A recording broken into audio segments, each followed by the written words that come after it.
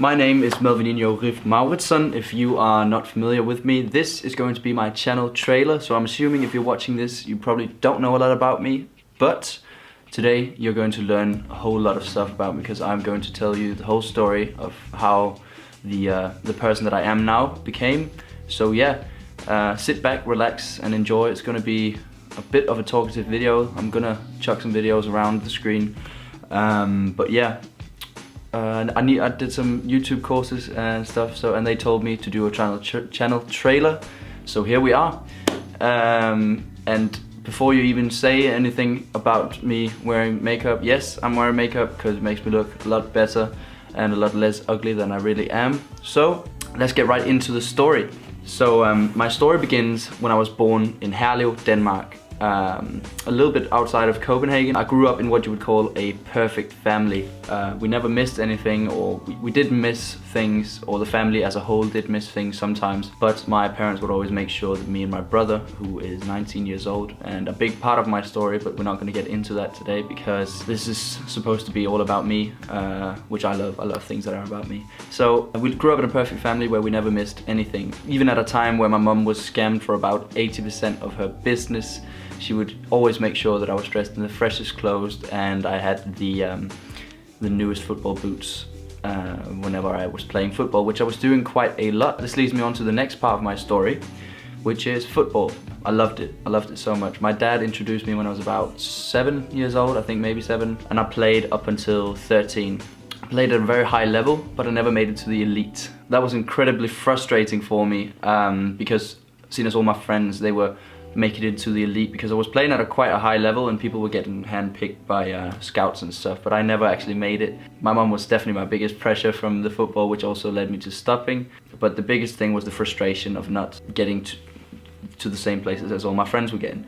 So yeah, that led me to quitting football and getting into what you would call the wrong crowd. Like I was, don't get me wrong, like these people that I call the wrong crowd is what you would call the wrong crowd if you were a 40-year-old mom or dad. It's not saying that's a bad thing if you're a 40-year-old mom or dad.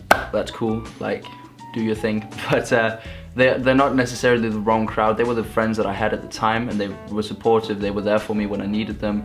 Everything was my own decisions. Every cigarette, every drink, all of that, my own decisions.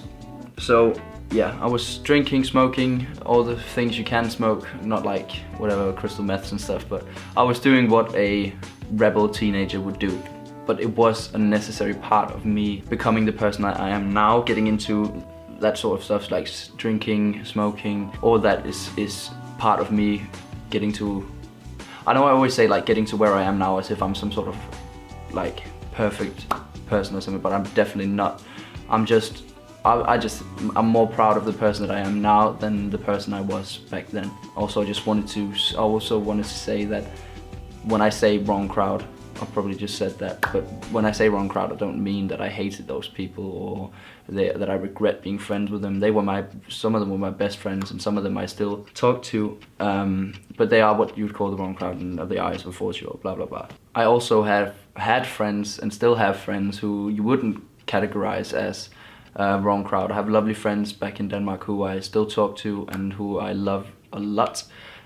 So I'm not gonna sit here and say anything bad about them, because when I was doing my fitness motivation video, which you can go watch, I always get the corners wrong. I'm gonna do this time, just so you know that like it's one of those top corners there. They thought that I was directing my negative stuff at them, like my friends back home, but obviously I love you guys and I wasn't. The next part of my story is about the time that everything changed. When we moved to England, me and my mum moved to England. We'd always lived in the same house about from when I was 1. We moved from Copenhagen to a little city called Hornbæk, which was the best place to grow up in the world. Like that's where I played my football, that's where I made all my friends, and went to school for many years. I still talk to some of the people from there, and best place to grow up, definitely. But we moved here to England near Leamington Spa. Live out in the sticks, so not in Leamington Spa, but yeah. Also, it was completely unexpected for me.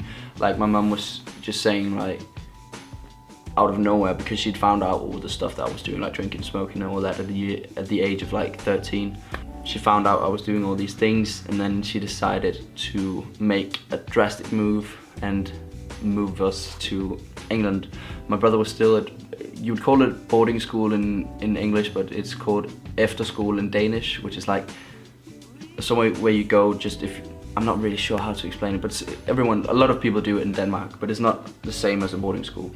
But when we moved here, I had no friends, I had no knowledge of the place. Like, I mean, I actually never been to England before the day we moved, which is a bit crazy now that I think about it. But that's what happened, and this kind of leads me on to the next part of my story, which is me eating and binge eating a little bit out of stress and depression, and a little bit like a lot of people don't know that I had that.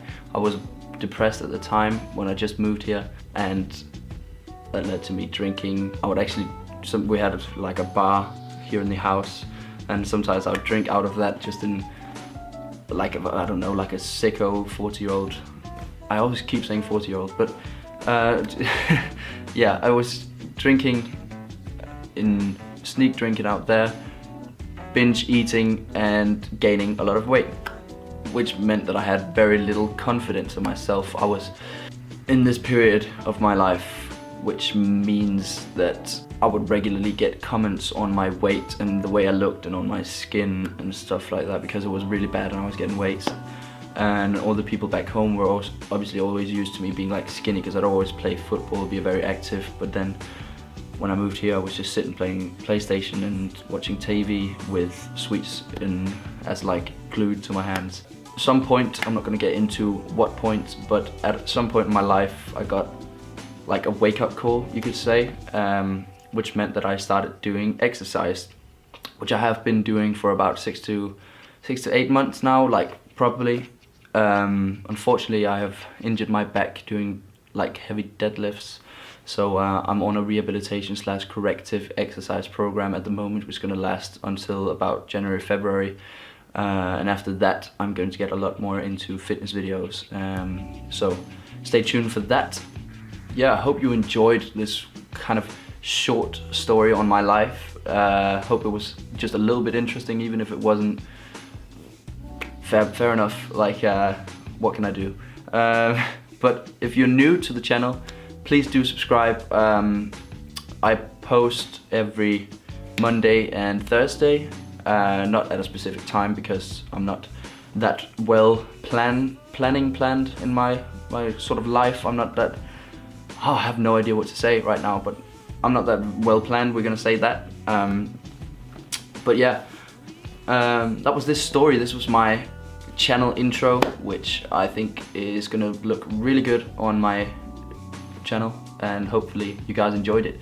So not a waste of time, all the makeup, all the lights that I've put up and written down a little bit of a story and stuff. I think that was pretty good. If you agree, please do throw a thumbs up down below. And other than that, hopefully I'll see you in my next video.